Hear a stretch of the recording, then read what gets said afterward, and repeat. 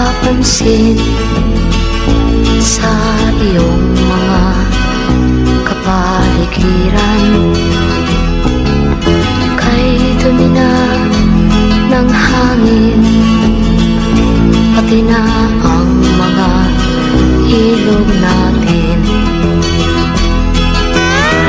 Hindi na masamang pag-unlad at malayo-layo na rin ang ating narating.